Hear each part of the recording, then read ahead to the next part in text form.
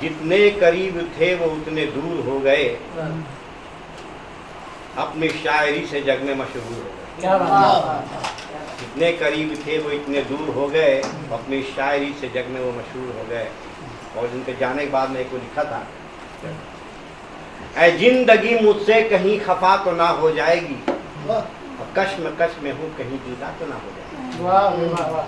ऐ जिंदगी मुझसे कहीं खफा तो ना हो जाएगी, कश्म कश्म में हूँ कहीं जुदा तो ना हो जाएगी।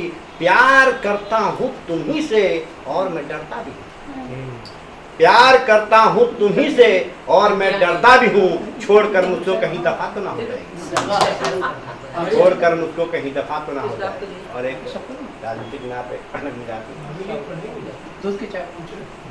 यहाँ जो एकता की थी लकीरों को मिटा डाले, यहाँ जो एकता की थी लकीरों को मिटा डाले।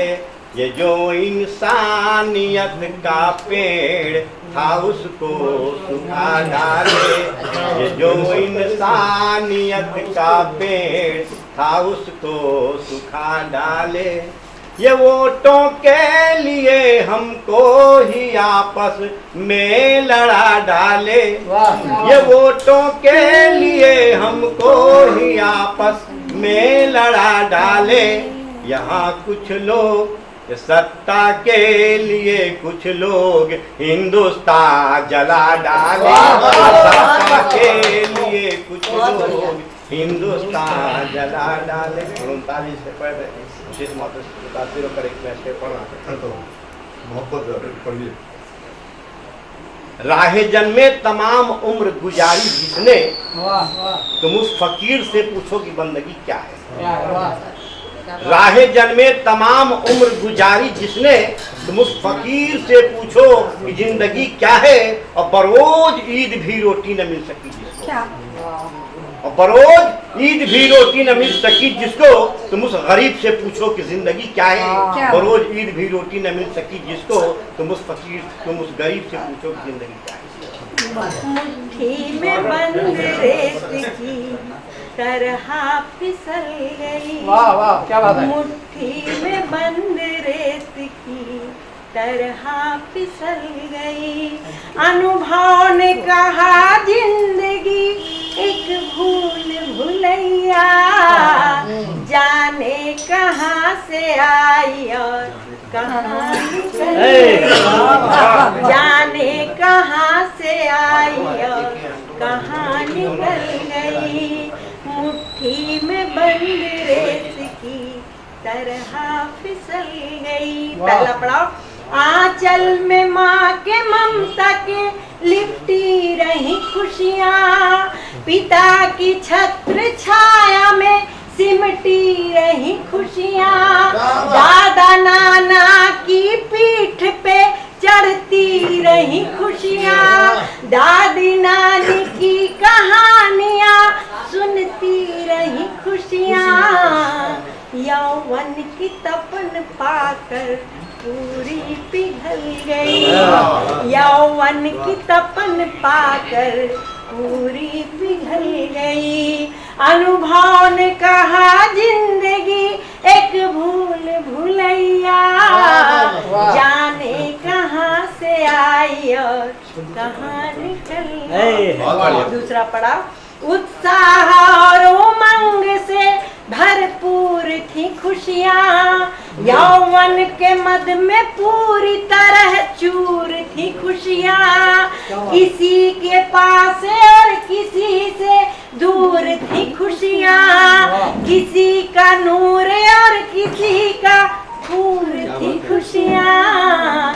फिसल पट्टी पर उम्र की पूरी फिसल गई, फिसल पट्टी पर उम्र की पूरी फिसल गई। अनुभव ने कहा जिंदगी एक भूल भुलैया, जाने कहाँ से आई और कहाँ निकल गई।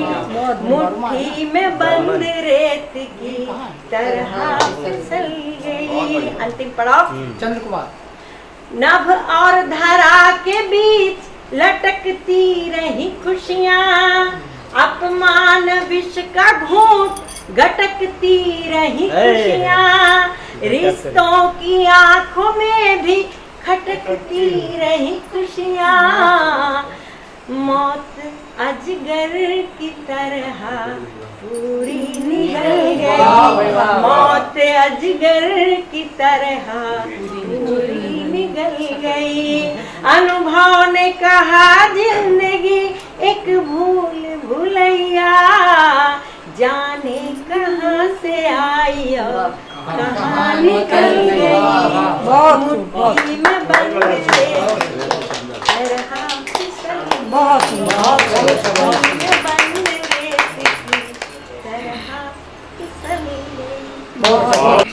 सबसे पहले आदरणीय मंच को नमन करना चाहूँगा और जिन्होंने मुझे अवसर दिया,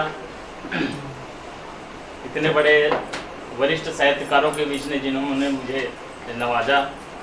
और एक बार फिर से मैं आप लोगों का धन्यवाद करना चाहूँगा जो ध्यानपूर्वक आप लोग सुन रहे हैं। गुजर जाए हर लम्हा ऐसे कि जिया हूँ मैं, गुजर जाए हर लम्हा ऐसे कि जिया हूँ मैं और ऐसे ही गुजर जाऊँ मैं। गुजर जाए हर लम्हा ऐसे कि जिया हूँ मैं और ऐसे ही गुजर जाऊँ मैं। लोग दुआ करते हैं खुदा से लंबे उम्र की, लोग दुआ करते हैं खुदा से लंबे उम्र की। बस मेरी इतनी इल्तिजा है सारी दुनिया याद करे ऐसी तारीख तय करना मेरी मौत की। सारी दुनिया याद करे ऐसी तारीख तय करना मेरी मौत की। कुछ चंद अपनी विचार रखना चाहूँगा। स्वयं को खुद का साथी बनाओ, स्वयं को खुद का साथी बनाओ, जाए सदा साथ तुम्हारे सारथी बनाओ। स्वयं को खुद का साथी बनाओ, जाए सदा साथ तुम्हारे सारथी बनाओ। कब तक रहोगे दूसरों के भरोसे, कब तक रहोगे दूसरों के भरोसे। बुद्धि स्थिर रख मन को महारथी बनाओ, बुद्धि स्थिर रख मन को महारथी बनाओ। समस्या का समाधान ही सुख है, समस्या का समाधान ही सुख है। हल ना हो पाए वही दुख है, समस्या का समाधान ही सुख है। हल ना हो पाए वही दुख है। सुख दुख हमारे हाथों में है दोस्तों, हाथों में है दोस्तों। इस बात को समझना ही प्रमुख है, इस बात को समझना ही प्रमुख है। क्या बात। दूसरों की बातों को सुनते हैं, दूसरों की बातों को सुनते हैं और मन में नए नए ख्याल बुनते हैं। दूसरों की बातों को सुनते हैं और मन में नए नए ख्याल बुनते हैं। व्यर्थ की शब्दों से चिंतित होना, व्यर्थ की शब्दों से चिंतित होना और सुनी सुनी बातों को बुनते हैं। व्यर्थ की बातों से चिंतित होना और सुनी सुनी बातों को बुनते हैं। और एक अंत में मैं मम्मी पापा को डेडिकेट करना चाहूँगा। मुझे गर्व है मैं उनका बेटा हूँ, मुझे गर्व है मैं उनका बेटा हूँ, मैं उनके गोदी में लेटा हूँ। मुझे गर्व है मैं उनका बेटा हूँ, मैं उनके गोदी में लेटा हूँ। माता पिता की आशीर्वाद से सारे जहाँ की खुशियाँ समेटा हूँ। धन्यवाद। आपका दादा पंडित जी हैं आप, तो नेता जैसे लगते हैं। वादा किसी के साथ, वादा किसी के साथ तो शॉपिंग किसी के साथ, वादा किसी के साथ तो शॉपिंग किसी के साथ, अर्जेंट किसी के साथ तो पेंडिंग किसी के साथ। इन लीडरों का हाल हसीनों से कम नहीं, बॉलिंग किसी के साथ तो बैटिंग किसी के साथ।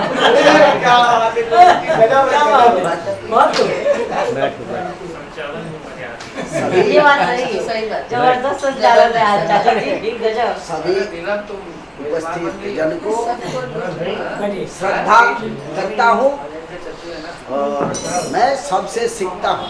मेरे को हिंदी के शब्द आते नहीं है, गजल आते नहीं है। आज बाल दिवस है, इसी के ऊपर 4 लाइन बोलता हूँ। बचपन की यादों में आनंद है, क्या खुशियों के पल थे वो। बच्चे का यह संसार, बचपन का यह प्यार, बच्चे का सबको खुश करते हैं, वो ना किसी से डरते हैं। बच्चों का यह संसार बड़ा अपार।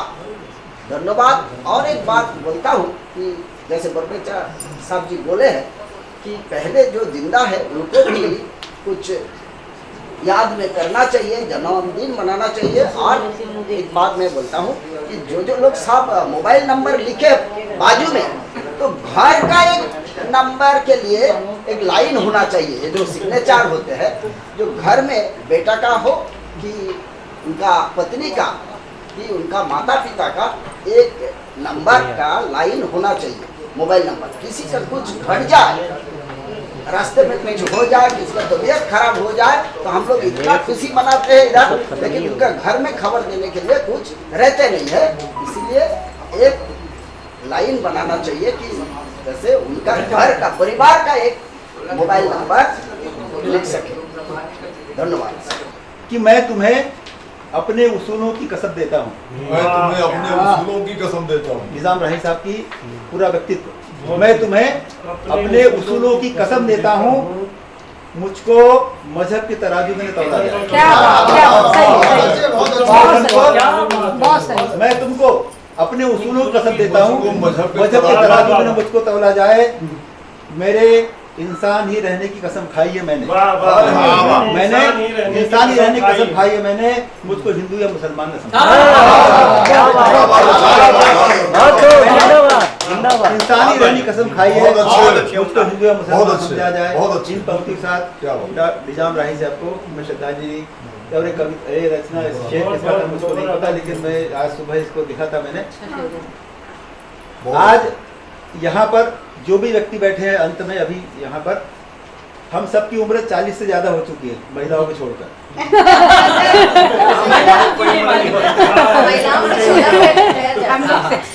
सब महिला को उम्र नहीं पूछा जाता, हमारी उम्र ठहर गई है, तो मेरी तो बैक जा रही है। मैं एक रचना पुनर्जन्म वाली है। यूसुफ सागर जी, इसका शीर्षक है माटी का घट। आज ये बड़ा मुकम्मल अवसर है इस रचना को पढ़ने का। मुझे तो पढ़ना चाहता, लेकिन आज मैं लगता है इसको पढ़ना चाहूंगा। हमारा शरीर पंचतत्व से बना हुआ है और ये शरीर एक न एक दिन कहीं न कहीं उसमें उड़ जाना है जहाँ पर कि मिला हुआ है। हमारा शरीर कितना सुंदरता से बना हुआ है, लेकिन अंत में चाहे गरीब हो, भिखारी हो, राजा हो, सबका शरीर का रंग एक हो जाता है और राख का रंग होता है। मैंने अपनी बात मिट्टी के घड़े के रूप में, प्रतीक के रूप में मैं कहना चाह रहा हूँ। सभी बुद्धिजन बैठे हैं, इसलिए मैं इसको रचना पढ़ रहा हूँ कि अरे वो माटी के घट, अरे वो माटी के घट, तेरे निर्माण में ही छिपी है तेरे मिटने की कथा। क्या बात है। अरे वो माटी की घट, क्या सिक्केबाजी, तेरे निर्माण में ही छिपी है तेरे मिटने की कथा। पनघट पर होने वाली हर खनखनाट में छिपी है तेरे मधुर जीवन की कथा। बहुत अच्छे। अरे वो माटी के घट, तेरे निर्माण में ही छिपी है तेरे मिटने की कथा, और पनघट पर होने वाली हर खनखनाट में छिपी है तेरे मधुर जीवन की कथा। तू भूल गया, तू भूल गया। हम हर व्यक्ति एक समय आता है जब हम अपनी जिंदगी की वास्तविकता को भूल जाते हैं और हम कहीं कहीं खो जाते हैं वहां पर, कि तू भूल गया उस दिन जब तुझे रूपसी पनिहारी, ये चित्र प्रस्तुत कर रहा हूँ आपके, तू भूल गया उस दिन जब रूपसी पनिहारी अपनी कोमल कलित कमनीय अंगुली से पकड़कर, अपनी कोमल कलित कमनीय अंगुली से पकड़कर कमल नाल सी कोमल बहा में समेट जचीली छीड़ कटी पर धर चल रही थी छन छन छना। क्या दृश्य। वाह। तू भूल गया उस दिन जब तुझे रूपसी पनिहारिन अपनी कोमल कलित कमनीय अंगुली से पकड़कर कमल नाल सी कोमल बहा में समेट लचीली छीण कटी पर धरकर चल रही थी छन छन छन छन, कजरारे कटीले नेत्रों से निहारती और भर रही थी तुझमें शीतल निर्मल जल। कजरारे कटीले नयनों से निहारती और भर रही थी तुझमें शीतल निर्मल जल, तब तू अपनी सन्निकट नश्वरता को भूल भूल जाता था। क्या दृश्य। तब तो अपनी सन्निकट नश्वरता को भूल भूल जाता था। शायद इस अहम में कि तुझमें पतित पावनी गंगा जल भरा है। इस अहम में कि तुझमें पतित पावनी गंगा जल भरा है, और उससे त्रिदेव का अभिषेक किया गया कि तुझमें पतित पावनी गंगा जल भरा हुआ है और उसे त्रिदेव का अभिषेक किया गया है। तूने भीषण गर्मी में साधु संत सन्यासी राजे महाराजे और यशस्वी की तृषा शांत की है। घमंड था कि तूने भीषण गर्मी में साधु संत सन्यासी राजे महाराजे और यशस्वी की तृषा शांत की है, इसलिए तू इस भूल भुलैया में भूल गया था अपनी नश्वरता की माप। अपनी भूल भुलैया में तू भूल गया था अपनी नश्वरता की माप। तू भूल गया कि प्रतिदिन मार्जन की चकाचौंध से, हम घड़े घड़े को मानते हैं हम, कि तू भूल गया था कि प्रतिदिन की मार्जन की चकाचौंध में तेरा क्रमिक क्षरण छिपा हुआ है। क्रमिक क्षरण छिपा हुआ है। यह तू भूल गया कि तू तो बड़ा सामान्य है रे घट। यह तू भूल गया कि बड़ा सामान्य है रे घट। स्वर्ण मणि जड़ित बेल बूटेदार सुंदर घट भी टूटे ही इस पनघट पर। क्या बात है। बेल बूटेदार सुंदर मणि जड़ित घट भी टूटे ही इस पनघट पर। और यह पनघट भी अनेकों बार टूटा है, फूटा और मिटा है। क्या बात। और यह पनघट भी अनेकों बार टूटा, फूटा है, मिटा है और फिर बना है। यह पनघट भी अनेकों बार टूटा है, फूटा है, मिटा है, फिर बना है। इसलिए तुम याद रख कि तेरे निर्माण में छिपी है तेरे मिटने की कथा और मिट मिट कर फिर बनने की कथा, फिर बनने की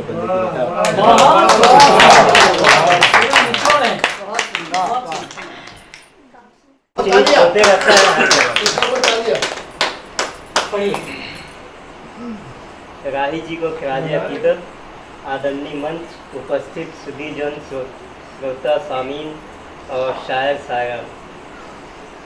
राहत इंदौरी का मैं एक शेर कहता हूँ कि उसके बाद मैं अपना शेर। हमारे बीच अच्छे अच्छे शायर बैठे हुए हैं, मुमताज साहब, यूसुफ सागर साहब। उनकी याद आई है जरा आहिस्ता चलो। उनकी याद आई है सांसों जरा आहिस्ता चलो। उनकी याद आई है सांसों जरा आहिस्ता चलो। धड़कनों से भी इबादत में खलल पड़ा। तालियां बजाइए एक बार। गजल का मतलब जो समाज हमारे नवनीर हंस जी बैठे हुए हैं और राहत इंदौरी के नाम से जाने जा रहे हैं अभी नवीन गजल।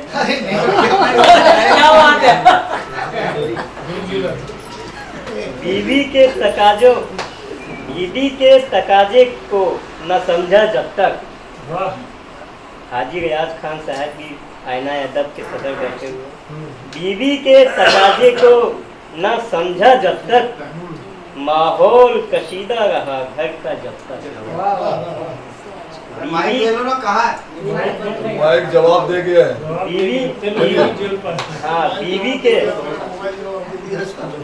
सबा साहिबा, बीवी के तकाजे को न समझा जब तक, माहौल कशीदा रहा घर का जब तक। और ये से देखें अर्ज किया है गोविंद पाल जी। दरवाजा लगाने की जरूरत क्या है? जरूरत क्या है? दरवाजा लगाने की जरूरत क्या है? मौजूद है दरवाजे को कुत्ता जब तक। दरवाजा लगाने की जरूरत क्या है? दरवाजा लगाने की जरूरत क्या है? मौजूद है दरवाजे पे कुत्ता जब तक। और इस्मत सरे बाजार न होगी रुसवा। इस्मत सरे बाजार न होगी रुसवा। इस्मत सरे बाजार न होगी रुसवा। इस्मत सरे बाजार न होगी रुसवा। आंचल है तेरे सर पे हया का जब तक। आंचल है सिक्केवाल जी। इस्मत सरे बाजार न होगी रुसवा। आंचल है तेरे सर पे हया की जब तक। हया की जब तक। और हर किस हया का होगा। हाँ हया का। हाँ आँख से दिख नहीं वही है का है। चश्मा कहाँ गया? इस्मत सरे बाजार न हो रुसवा। आंचल है। किस्मत पढ़िए, किस्मत सुनाई नहीं रहे। इस्मत है इस्मत। किस्मत है। हाँ इस्मत सरे बाजार नया दांत लगाया होगी। हाँ अभी दांत लगा नहीं।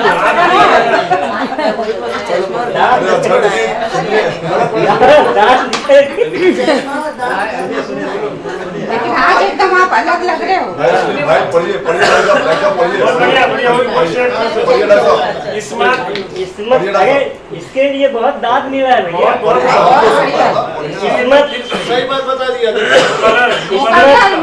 इसमत तेरे बाजार न होगी रुसवा, आंचल है तेरे सर पे हया का जब तक। गजल का शेर है यार। और हरगिज, हाँ ये शेर खास तौर से अच्छी है। गजल का शेर है बेहतरीन। हरगिज नहीं घोड़ी पे बिठाना उसको। सुन लीजिए कसीर साहब।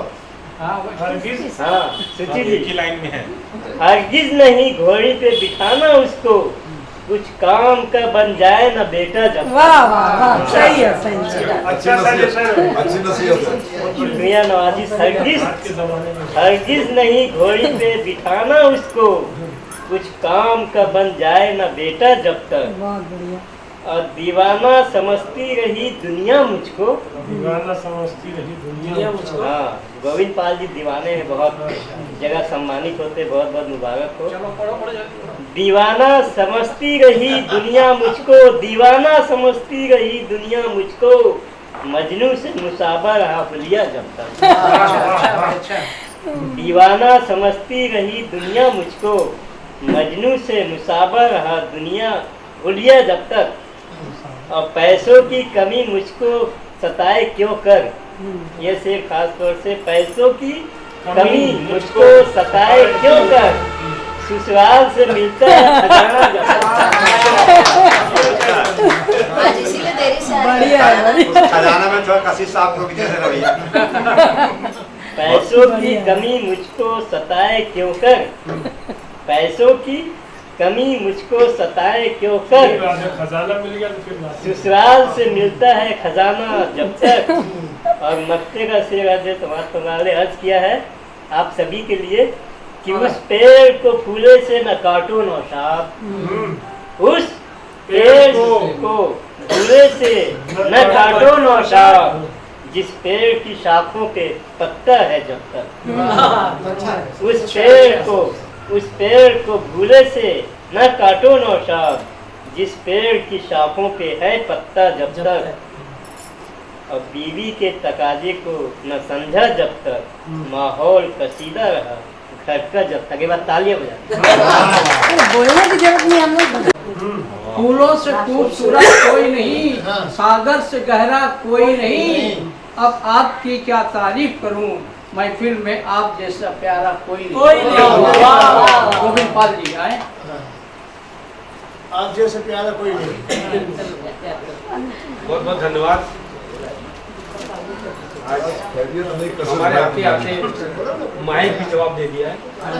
कोई बात नहीं। आपकी आवाज दुश्मनी अगर निकालना है तो जरूरत नहीं है खाने को भेजा। दुश्मनी अगर निकालना हो तो जरूरत नहीं खाने को भेजा, किसी कवि से मिल के 50 कवि को सुनने को सबसे बड़ी है सजा। तो अध्यक्ष बनाकर है, कोई बात नहीं, ये तो है। लेकिन यहाँ पर मैं अपनी बात करने के पहले दो चार बातें कहना चाहूँगा कि मुक्तकंठ साहित्य समिति एक ऐसी समिति है, 18 जनवरी 1997 से हम लोग शुरुआत किए थे। इसके पीछे एक उद्देश्य सिर्फ 2-4 लोग बैठ गए और 2-4 को बना दिया और कविता और संगठन बना दिए, ये मतलब इसके पीछे विचार था, बहुत बड़ा विचार लेकर इस मुक्तकंठ साहित्य समिति गठन को किया गया। इसके पीछे वैचारिक था कि जितने राजनीति से जो प्रेरित संस्थाएं संगठित है संस्थाएं, उनसे अलग हट कर ये संस्था है। क्योंकि मैंने देखा कि मैं 14 साल तक बहुत सारी संस्था में था, जिसमें जनवादी लेखक संघ में 14 साल था, प्रगतिशील लेखक संघ में भी था। लेकिन ठीक है, अच्छी बात है, बहुत अच्छे लिख रहे हैं, लेकिन मैंने महसूस किया कि मुक्तकंठ साहित्य समिति ऐसी होनी चाहिए जो राजनीति से प्रेरित ना हो, किसी राजनीतिक विचारधारा से बंधे ना हो, हमारी आवाज मुक्त होनी, साहित्यकारों के निष्पक्ष तटस्थ होनी चाहिए। उस भावना को लेकर हम लोग गठन किए थे। बहुत सारे लोग बोलते हैं हम भी संस्था चलाते हैं, चलाते हैं, इसके पीछे नहीं। मुक्तकंठ साहित्य समिति के पीछे बहुत बड़ा उद्देश्य है। बहुत जल्दी हम लोग मुक्तकंठ साहित्य समिति को हिंदुस्तान के हर राज्य में इकाई गठन करने वाले हैं।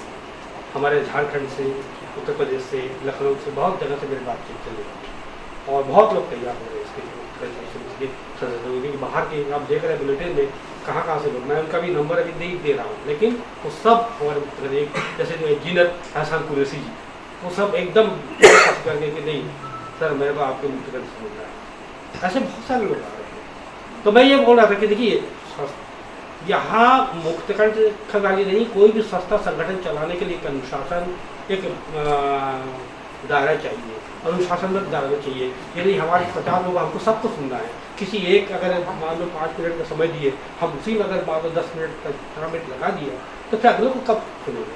हमको मौका सबको देना, हमको सबको लेके चलना है। हम किसी एक व्यक्ति के लिए मुक्तकंठ नहीं है, किसी एक साहित्यकार के लिए मुक्तकंठ नहीं है, मुक्तकंठ सभी के लिए। यहाँ मेरे विचार के विरुद्ध कोई हो, मेरे खिलाफ कोई हो या मेरा सत्य हो, उससे तो मेरा कोई लेना देना नहीं है।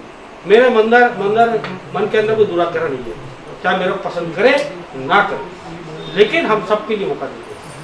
ये मुक्तकंठ साहित्य से सबको मौका देंगे और हम कोशिश करेंगे। आप लोग जैसे अभी निजाम राही के ऊपर हम लोग विशेषाल निकाल रहे हैं, इसको हम अभी बुलेटिन है, बहुत जल्द इसको पत्रिका बनाने वाले हैं और नहीं तो 3 मासिक पत्रिका, और ये पत्रिका हिंदुस्तान के हर साहित्यकारों के पास जाएगी। ये पत्रिका, ये भी हम लोग प्रयास कर रहे हैं। हमारे एक सबसे बड़ी बात है आर्थिक, तो हमारे एक ऐसे शख्सियत हमारे साथ जुड़ गए हैं, उन्होंने बोल दिया कि मुक्तकंठ साहित्य समिति अर्थ की कोई कमी आने नहीं देगी।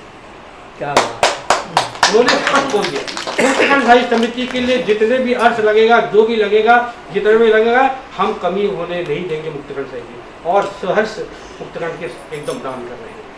तो ऐसे हमारा उद्देश्य ये भी है कि जो गरीब साहित्यकार है वो पुस्तक नहीं छाप पा रहे हैं, उनको हम निःशुल्क पुस्तक छापेंगे।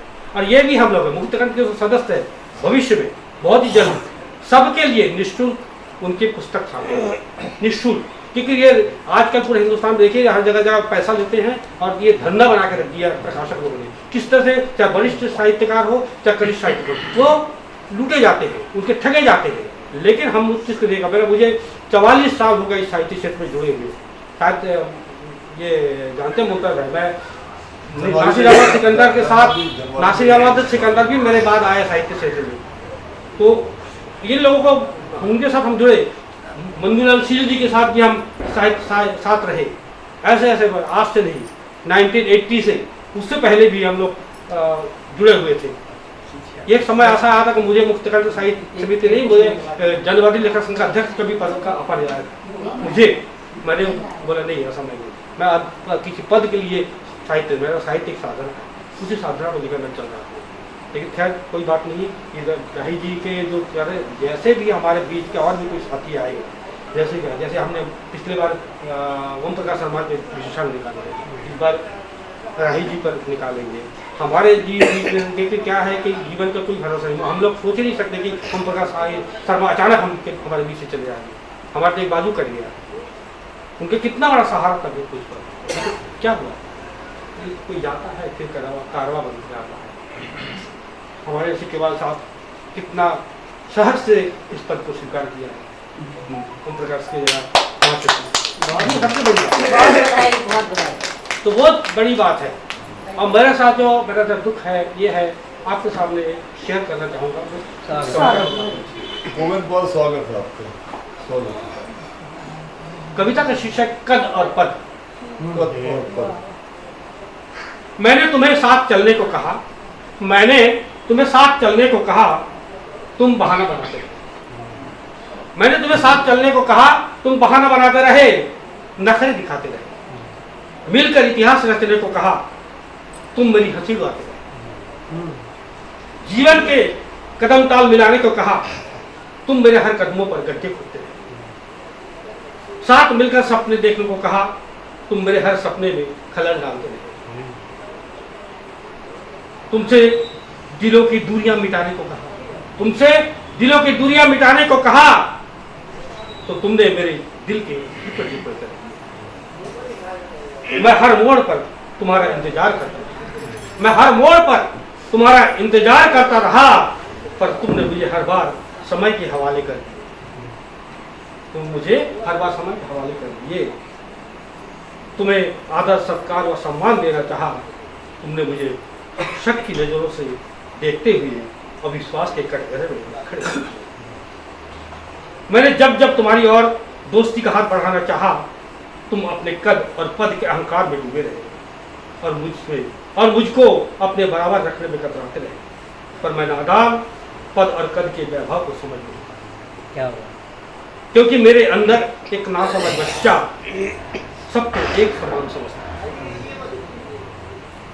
लाख समझाने के बावजूद हर बार नादानी कर बैठता है और मेरे स्वाभिमान को लहूलुहान कर जाता है। हर बार मैंने सोचा क्यों ना, इसके बाद मैंने सोचा क्यों ना गुरुदेव रविंद्रनाथ ठाकुर की बताई हुई पद का अनुसरण करूं कि अगर तेरे बुलावे पर कोई ना आए तो चल अकेला। शायद गुरुदेव को पता था हिम्मत और आत्मविश्वास के साथ अकेले चलते जाओगे तब कारवां बनकर धन्यवाद। और कहा गया